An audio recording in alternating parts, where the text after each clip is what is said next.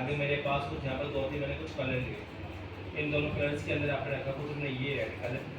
अब मैं जैसे मैजिक ऑन टूल क्लिक करता हूँ यहाँ पर तो ऑटोमेटिक मेरा वाइट एरिया भी सिलेक्ट होगा। और अब यहाँ पर क्लिक करते तो आपके कोई रेड सिलेक्ट हो रहा है, इसका मतलब जो सेम कलर्स होंगे उनको एक बार ही सिलेक्ट कर लेंगे। तो याद रखना। एक आपके पास टूल आता है सी के अंदर हमारे पास ऐसे लेसर टूल। तो लेसर टूल आपने यूज़ करा है कि जब कभी कोई बॉक्स रेडी करते हैं और डायरेक्ट अपना मैच टूल, तो मैच टूल करने पर हमारे पास एडवांटेज ये होती है कि लेसर टूल हमारा फ्री हैंड टूल होता है। हम इसको यदि सिलेक्शन बना कर अपने यहाँ पर कोई भी एनी कलर ट्राई कर सकते हो किसी भी रीजन से।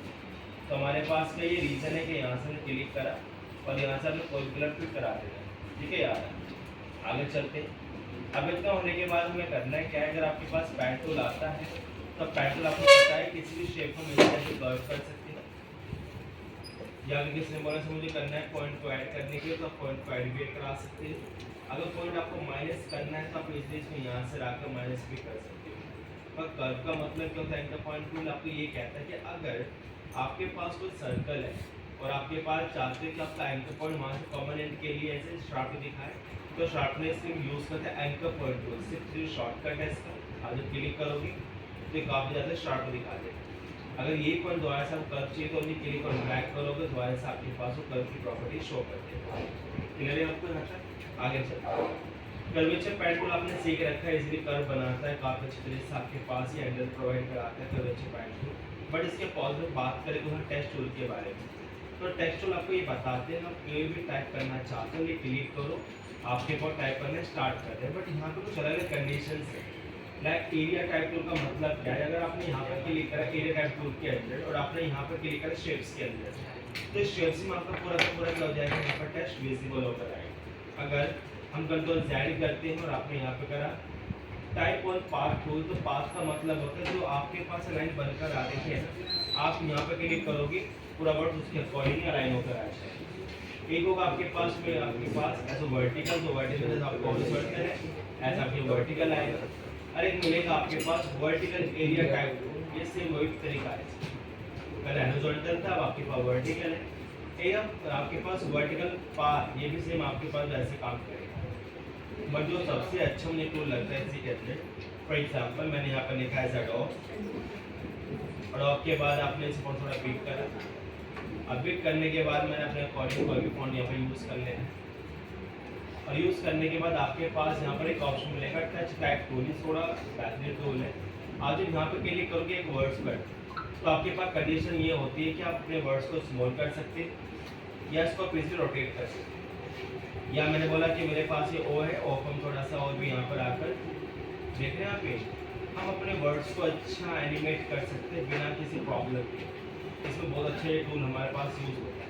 अगर कोई आपसे बोले बनाने के लिए तो आपके लिए पता क्या होगी, आप बार बार फॉन्ट पर लिखोगे उसको एडिट करोगे, इसमें ये एडवांटेज हमारे पास है, तो फॉन्ट पर लिखो अपने पूरे फॉन्ट को एडिट कर सकते। ओके याद है। अब इतना होने के बाद हमें करना क्या है, थोड़ा आगे चलते हैं लाइन टूल के अंदर। लाइन टूल तो आपको पता ही कि जब हमारे पास काम करता है कोई भी लाइन टूल बनाएंगे तो आपके पास लाइन टूल विजिबल होकर आएगा, या अगर आपके पास आर्क है तो आप आर्क बना सकते हैं। एक टूल आपके पास काफ़ी सारे शेप्स अलग अलग बनाने के लिए, तो जैसे भी आपको नीड हो आपके पास नहीं है तो आप यहाँ से कोई भी क्रिएट कर सकते हैं। आगे चलते हैं। एक टूल हमारे पास दे रखा है उन्होंने हमें फ्लेयर टूल, क्योंकि ये जो टूल आपने यूज़ कर रखा है। फ्लेयर का मतलब क्या होता है, अगर आपने कोई बनाया जैसे बॉक्स, अब बॉक्स बनाते के साथ आपने कुछ कर दिया यहाँ पे कुछ कलर और आपने करा यहाँ पे फ्लेयर कलर, तो मैंने क्लिक और ड्रैग कराया तो आपके पास कुछ यहाँ पर कुछ क्रिएट होकर आएगा, या फिर आपने क्लिक और क्लिक के बाद ऐसे शो करा और आपने इसको मिड में रखा तो सन के रिफ्लेक्शन टाइप का आपके पास वो लेयर बनकर आएगा। अगर विदाउट करते हो तो देखिए ब्लैक ब्लैक आपके पास आ रहा था, बट जैसे मैं अपना कलर पेस्ट करता हूँ ऑटोमेटिक ब्लैंडिंग चेंज हो जाता है। और कोई भी आप कलर पेस्ट करोगे इसी के अंदर आकर आपके पास हर कलर से अपने बॉडी को कलर को रिफ्लेक्ट करता है। तो जब मुझे कोई वेक्टर नेचर के अंदर कोई भी सन की रिफ्लेक्शन करनी होती तो मैं ज़्यादातर अपना फ्लेयर यूज़ करता हूँ ओनली सन रिफ्लेक्शन के। तो याद रखें, समझ में आ रहा है नहीं आया? Yes sir. क्लियर। अब आपके पास यहाँ पर एक टूल है ऐसे ब्रश टूल, तो ब्रश को अंदर ब्रश करना होता है, ज़्यादा कुछ नहीं करना होता है। और ब्रशेस के अंदर कुछ आपके पास शेप्स आते हैं। अगर आपके पास कोई भी यहाँ पर एक शेप आपने बनाया है कुछ इस टाइप से और आपने इसी के अंदर आकर क्या करा, अपने ब्रश को ऐसे ऐड करा दिया और आपने बोला कि मेरे को ये तो 8 ब्रश चाहिए, तो आपने 8 करके यहाँ से ओके करा और मैं अगेन ओके करा। जैसे ब्रश टूल लोगे यहाँ पर आकर आप क्रिएट करोगे, ये देखना आप ये सेम तरीका वैसे आपके पास जो आ रहा है। अगर आपके पास कोई भी स्टार्ट ब्रश आपने लिया और आप इसको यहाँ पर इसको भी ऐसे ऐड करा लें और आपने इसको ओके कर दिया, अब आप ब्रश लो और ब्रश लेने के बाद आप ये स्टार ही बनकर आएगा, तो याद रखना। आगे चलते हैं, ये क्या आपके पास शेप टूल तो है नहीं, शेप पर टूल लिखा हुआ है, तो इसका शॉर्टकट आपका सिर्फ है। अगर आप कोई भी ऐसे बॉक्स बनाओगे, सर्कल बनाओगे, ये आपकी ड्राइंग को देख के अंदाज़ा लगा लेगा कि आप क्या बनाना चाहते हो। अगर वो डीपली बनाना चाहते हो तो आपके पास सिलेक्शन काफ़ी अच्छा होना चाहिए। ओके, तो याद नहीं है कि आपके पास यहाँ पर दिल बना देगा, जो कस्टम शेप्स होंगे उनको री एडिट करेगा, तो याद रखना। आपके पास में टूल मिलेगा पेंसिल और ड्रॉ करने के लिए। स्मूथ करना है तो आप उसी कॉर्नर को थोड़ा स्मूथ कर सकते हैं। इरेज करना चाहते हो तो आपके पास यहाँ पर इरेज टूल भी दिखाएगा, पर जहाँ आपके पास आ रखा है, तो जैसे कि आपको हटाना है। एक आता आपके पास है ज्वाइन टूल। अगर आपके पास आप दोनों को ज्वाइन करना चाहते हो तो हमें करना क्या होता है कि हमारे पास शॉर्टकट है। अब यहाँ पर आपने ये पॉइंट सेलेक्ट करा, उसके बाद आपने ये पॉइंट सेलेक्ट करा, राइट क्लिक करोगे तो मिलेगा आपके पास ज्वाइन। पर ज्वाइन करने के बाद करोगे एवरेज, तो एवरेज करेगा उसका सिर्फ बहुत लाइक एक वर्टेक्स बना देगा। ओके, याद रखिए। आगे चलते हैं, आपके पास से वही erase tool, scissor, knife for example. अगर आपके पास कोई भी यहाँ से रेक्टेंगल ले लेते हैं और आपने बॉक्स रेडी करा और आपने इसमें कलर शो करा दिया, तो आपके पास इरेज का मतलब क्या, इरेज करना होता है। बट सीजर का मतलब कि अगर आपने यहाँ पे क्लिक करा, आपने यहाँ पे क्लिक करा, तो आपके पास शेप हो जाएगी, ब्रेक हो जाएगी। एक होगा आपके पास नाइफ टूल, तो नाइफ क्या करेगा, बिल्कुल काटेगा इसको, तो ये बिल्कुल ही आपका लाइन हो जाएगा, देखिए। ओके, तो याद रखिए। फिर आगे चलते, रोटेशन टूल तो आपको पता ही है। अगर हमारे पास कोई बॉक्स है, आप रोटेशन कुछ यहाँ पर लगाया, उसका इंटर और डुप्लीकेट कॉपी करते हो ऑल्ट के साथ कंट्रोल डी, तो आपके पास मोर कॉपीज क्रिएट करेगा। अच्छा दिख तो रहा नहीं, बेटा आप इसको स्टॉक में कन्वर्ट कर दो। स्टॉक बहुत ज़्यादा लग रही है आपको, तो यहाँ से स्टॉक भी कम कर सकते हैं, जैसे कि आपके लिए सन्मान, तो याद रखिएगा। उसके बाद हमारे पास टूल कुछ यहाँ पर आ रखे हैं। अब स्केल का मतलब क्या है, स्केल का मतलब साइज छोटा बड़ा करना होता है, बट सबसे इम्पोर्टेंट है हमारे पास शेड। आप जहाँ भी इसको क्लिक करते हो और आपने इसका सेंटर पकड़ के यहाँ पर रखा, या फिर आप इसको दोबारा यहीं पे आकर सेंटर यहाँ रखते हैं, तो आपके पास एडवांटेज है कि यहीं से व्यू को अपने 3D लुक में चेंज कर सकते हो बिना 3D रोटेशन से। ओके, याद रखिएगा। बेटा सब पूछूंगा मैं आपसे, मैं क्या टूल्स बता दूँगा, यूज़ क्या है। आपके पास में मिलेगा यहाँ पर लाइन टूल। आपने लाइन टूल बनाया तो आपके पास मिलेगा विड्थ टूल का मतलब आप समझ नहीं पा रहे हो कि इस टाइप से आपके विड्थ को यहाँ से इंक्रीज डिक्रीज कर रहा है। अगर मेरे पास सिर्फ एक लाइन है और आपने क्लिक और ड्रैग कराया,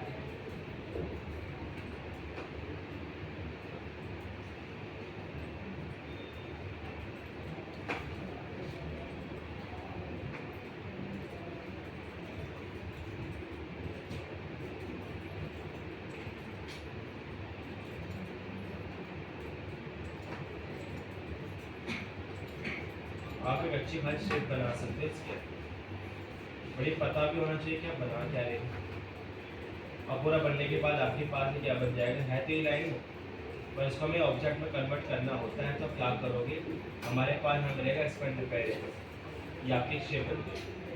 तो मोस्टली जो भी शेप क्रिएट करता हूँ मैं अपने विड्थ टूल से यूज़ करना स्टार्ट कर देता हूँ। इसी में फिर हमारे पास कुछ और भी टूल्स आते हैं, जैसे अब यहाँ पे गए, जैसे आपके बहुत सारे टूल्स आ रखे हैं, तो मैंने यहाँ से अपना यूज़ किया। बट ट्विल अभी करता क्या है, आप जब यहाँ पर क्लिक और ड्रैग करोगे कर्सर को लेकर, तो मैंने इस कर्सर थोड़ा साइज को बढ़ा लेना, कंट्रोल Z करोगे इसी के अंदर आकर, और आपने कुछ अपने टूल लिया और आपका जो साइज़ है वह चेक कर लेंगे कितना हमारे पास साइज़ का 20 है। तो सेम ये पे आकर थोड़ा साइज़ को मैं यहाँ पर स्मॉल से थोड़ा बिग कर लूँगा। आपने बॉक्स रेडी करा, उसके बाद ये टूल लिया और थोड़ा साइज़ बढ़ाना है तो आप इसको यहाँ से बढ़ा सकते हैं। कैसे, हमारे पास यहाँ पर इसका जो शॉर्टकट है, आप जब ऑल्ट प्रेस करते हो, ऑल्ट के साथ शिफ्ट करोगे तो साइज़ आपका इंक्रीज डिक्रीज होगा। या जरूरी नहीं कि ऑल्ट प्रेस करो, शिफ्ट प्रेस करें तब भी आपका साइज़ इंक्रीज डिक्रीज हो जाएगा। अब जैसे मैं साइज़ थोड़ा बढ़ाया, अभी ऐसे हो रहा है, तो मैं दोबारा ऑल्ट प्रेस करूँगा, सेम अब सेंटर में आ जाए।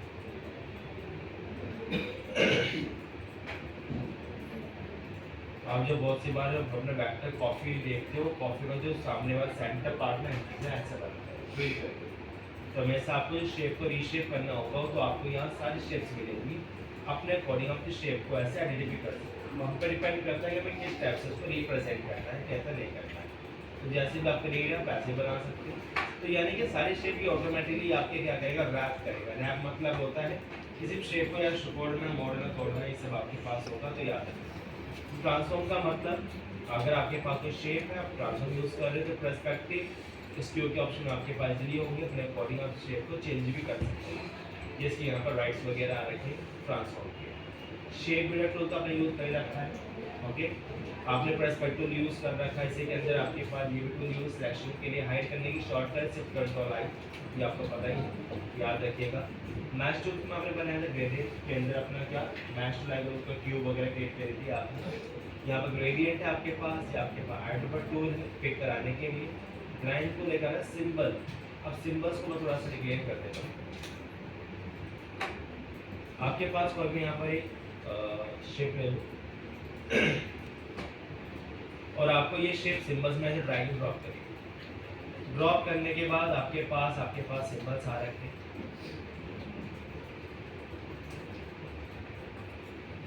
इस टाइप से बहुत सारे सिंबल बना सकते हैं।